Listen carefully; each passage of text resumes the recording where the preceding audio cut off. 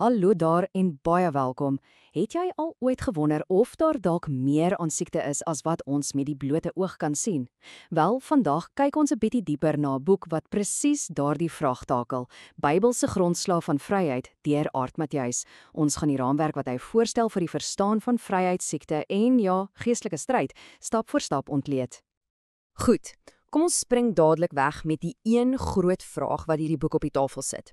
Wat as baie van ons fisiese en emosionele probleme, jy weet die dinge waarmee ons daagliks sukkel, 'n dieper geestelike oorsaak het? Dis nogal 'n gewaagde idee en dis presies waarna ons vandag gaan kyk. En om daai vraag te antwoord, begin die boek eintlik hier. Dit sê ons grootste gevegte is nie met mense van vlees en bloed nie, maar met onsigbare magte. Jy sien, hierdie een vers is die lens waardeur die skrywer die hele wêreld bekyk. En dit bring ons dan by die boek se heel eerste groot idee, dat ons almal, of ons dit besef of nie, in die middel van 'n onsigbare, geestelike oorlog leef. En dit is die fondament vir alles wat gaan volg. Die boek stel dit basies so: daar is twee koninkryke wat in 'n konstante stryd gewikkel is, en ons is die prys waaroor daar geveg word.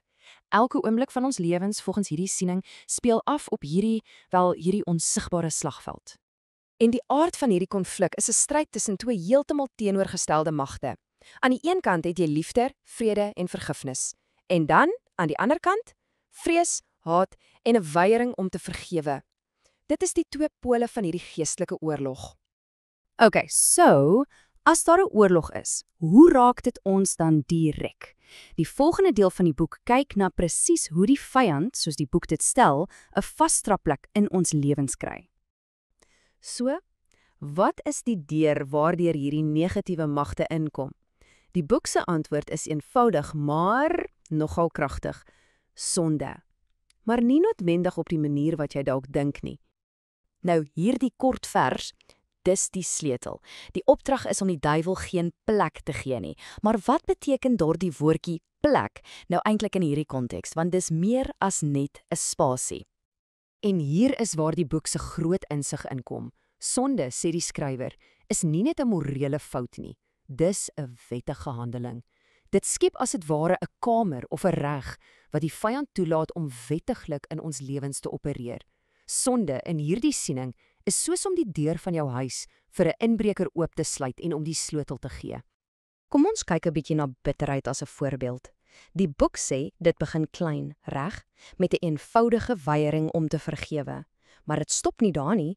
Daardie onvergewensgesindheid voed 'n wrok wat lei tot gedagtes van vergelding.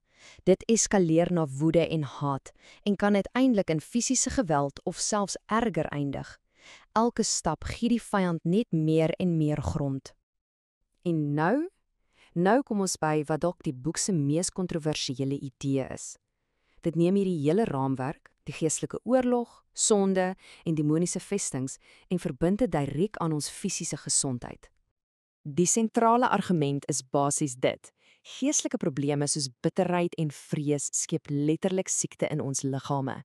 Die skrywer voer aan dat toestande soos chroniese moegheid, allergieë en selfs erger siektes dikwels nie net biologies is nie, maar simptome is van 'n dieper geestelike wortel.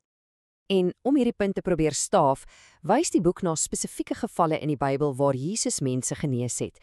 In baie van hierdie stories word 'n spesifieke gees direk aan 'n fisiese toestand gekoppel, 'n gees van krankheid vir 'n krom rug of 'n stom en dowe gees vir doofheid.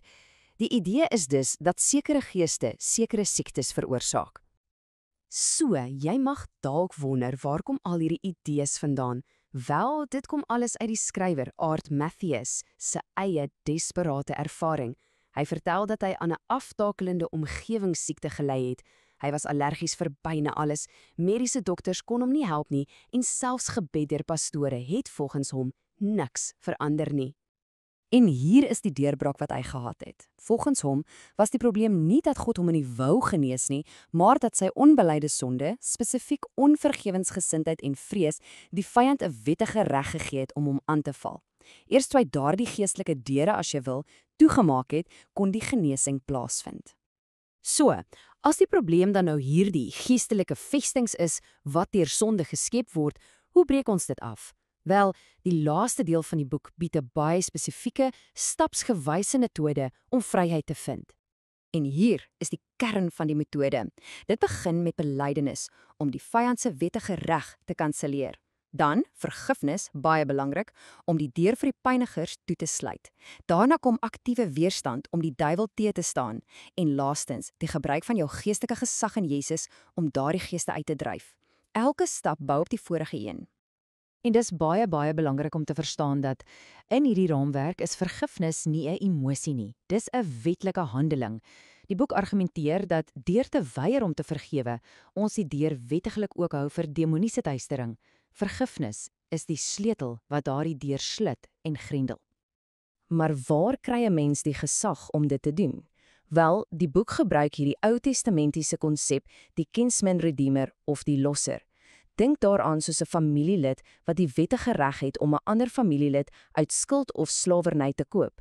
Die boek sê Jesus, omdat hy beide God en mens is ons bloedverwant wat die wettige prys betaal het om ons vry te koop. En hierdie vers, volgens die boek, som eintlik Jesus se hele missie op, om die werke van die duiwel te vernietig. Dit is nie net om sonde te vergewe nie, maar om die mag van die vyand te breek en gelowiges die gesag te gee om in daardie oorwinning te leef. En so, heel aan die einde, laat die boek ons met hierdie redelik uitdagende vraag: waar is die ware slagveld vir jou gesondheid en welstand? Is dit net in jou liggaam, of is daar 'n dieper, onsigbare stryd wat dalk jou aandag verg? Dis beslis iets om oor na te dink.